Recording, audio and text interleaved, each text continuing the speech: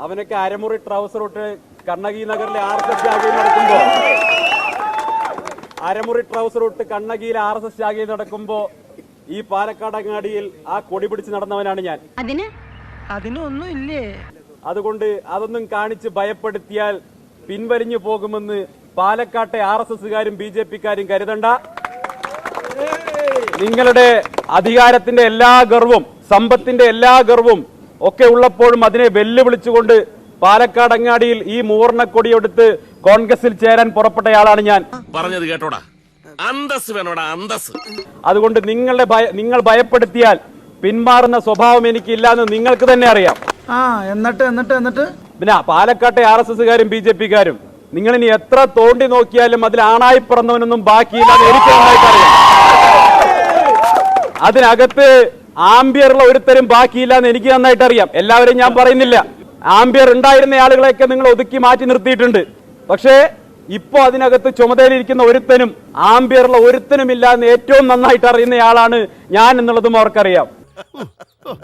മനസ്സിലാക്കി കളഞ്ഞല്ല. പിന്നെ അതുകൊണ്ട് അവരോട് പറയാനുള്ളത്, ഈ പാൽ സൊസൈറ്റി നേതാവിന്റെ പിന്തുണ കണ്ടുകൊണ്ട്, പാൽ സൊസൈറ്റി മുതൽ പാർലമെന്റ് വരെ മത്സരിക്കുന്ന നേതാവിന്റെ പിന്തുണ കണ്ടുകൊണ്ട് യൂത്ത് കോൺഗ്രസിനെയും അങ്ങ് ഒലത്തിക്കളയാമെന്ന് പാലക്കാട്ടെ BJP നേതൃത്വം കരുതുന്നുണ്ടെങ്കിൽ അത് വെറുതെയാണ്. അവര് തന്നെ തല്ലിയോ? അത് പിന്നെ ഉറങ്ങുന്നതിന് മുമ്പ് എന്തെങ്കിലും കിട്ടണ്ടേ? പോയി കിടന്ന് ഉറങ്ങാൻ നോക്ക്. പോ.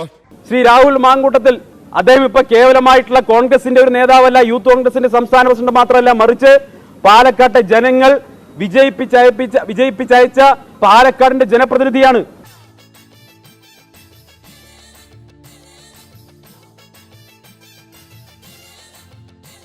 ആ ജനപ്രതിനിധിയുടെ തലയെടുക്കുമെന്നാണ് ഈ പാലക്കാട്ടെ ഒരു തുക്കട BJP നേതാവ് പറഞ്ഞിട്ടുള്ളതെങ്കിൽ അത് ഈ പാലക്കാട്ടെ ജനങ്ങളോടുള്ള വെല്ലുവിളിയാണ്. ചുമ്മാ പറഞ്ഞായിരിക്കുമല്ലേ? ചുമ്മാ പറഞ്ഞതാ. അയാൾ ശരിക്കും പറഞ്ഞതായിരിക്കും. അയാൾ ചെയ്യുമെന്ന് പറഞ്ഞ ചെയ്തിരിക്കും. കുടുംബത്തെ കയറി വെട്ടിപ്പറിച്ചിട്ടിട്ട് പോകും. ഞങ്ങൾ ഇന്ന് ഇങ്ങോട്ട് കടന്നു വന്നിട്ടുള്ളത് ഏതെങ്കിലും തരത്തിൽ അക്രമം കാണിക്കാൻ വേണ്ടിയിട്ടല്ല, മറിച്ച് സധൈര്യം കടന്നു വന്നിരിക്കുകയാണ്. ഈ അക്രമത്തിന്റെ, കയ്യൂക്കിന്റെ, വയലൻസിന്റെ രാഷ്ട്രീയത്തിനെതിരായി രാഹുൽ ഗാന്ധി മുന്നോട്ട് വയ്ക്കുന്ന സ്നേഹത്തിന്റെ പ്രത്യയശാസ്ത്രമുള്ള ഒരു സംഘടനയാണ് ഞങ്ങൾ. സ്നേഹത്തിന്റെ പ്രത്യയശാസ്ത്രം പറയുമ്പോഴും സധൈര്യം BJPയുടെ അക്രമ രാഷ്ട്രീയത്തിനെതിരായി നെഞ്ചുവിരിച്ചു നിൽക്കാനുള്ള ധൈര്യം ഇവിടുത്തെ യൂത്ത് കോൺഗ്രസിന്റെയും പ്രവർത്തകർക്കുണ്ട് എന്ന് ഓർപ്പിക്കാൻ ഞാൻ ആഗ്രഹിക്കുകയാണ്.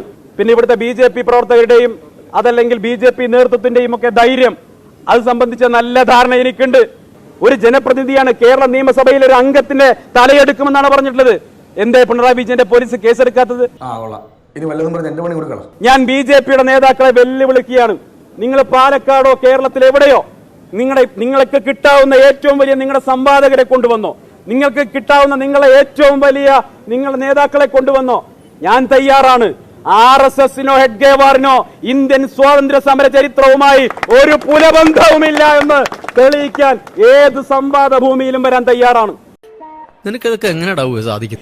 ഇന്ത്യൻ ജനത ബ്രിട്ടീഷുകാരുടെ ഷൂവിന്റെ അടിയിൽ ഞെരിഞ്ഞമരുന്ന കാലത്ത് ആ ഷൂവിന് മുകളിൽ നക്കുന്ന പരിപാടിയായിരുന്നു RSSകാർ ചെയ്തിരുന്നത് എന്ന് തെളിയിക്കാൻ ഇതിലും മറ്റെന്ത് ഉദാഹരണം വേണ്ടത്? കൈവിട്ട ആയുധം, വാവിട്ട വാക്ക്, രണ്ടും തിരിച്ചെടുക്കാനാവില്ല.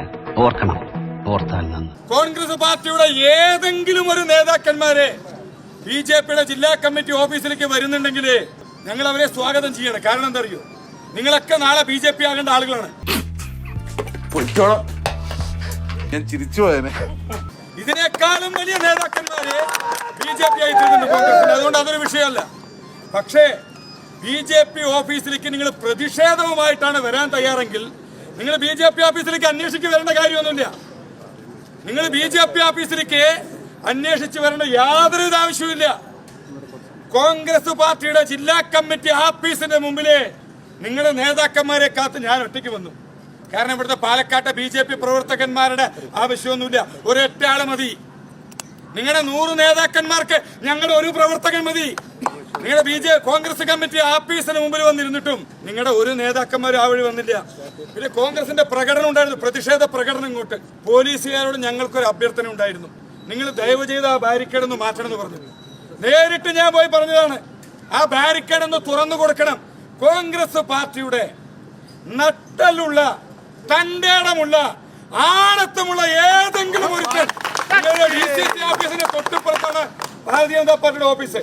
നട്ടലിന് ഉറപ്പുള്ള ഏതെങ്കിലും ഒരുത്തൻ ഈ BJP ആഫീസിന്റെ 10 മുൻപിലൊക്കെ പോട്ടെ 100 മീറ്റർ മുൻപിലേക്ക് വരാനുള്ള ധൈര്യമുള്ള ആഴത്തുള്ള ഏതെങ്കിലും ഒരുത്തൻ നിങ്ങളുടെ കൂട്ടത്തിലുണ്ടോ?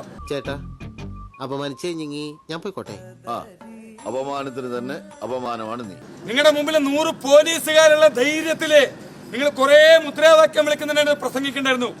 എന്തേ നിങ്ങളുടെ കോൺഗ്രസ് പാർട്ടിയുടെ ആഫീസിന്റെ മുമ്പിൽ ഞാൻ വന്ന് നിന്ന സമയത്ത്, BJPയുടെ പ്രവർത്തകന്മാർ വന്ന് നിന്ന സമയത്ത് നിങ്ങൾക്ക് എന്താണ് എന്ന് ചോദിക്കാനുള്ള നട്ടല് പോലും ഇല്ലാത്ത കോൺഗ്രസുകാരായിരുന്നു ഉണ്ടായിരുന്നത്. ആ തേണ്ടി RDPയുടെ തൊലി ഇരിക്കുകയാണ് ഉത്തമ. സഹിക്കല്ലാതെ എന്ത് ചെയ്യാ?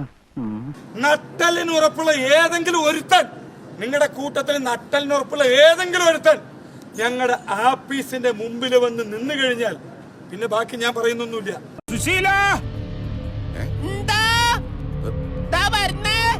എല്ലാരും വിളിച്ചു.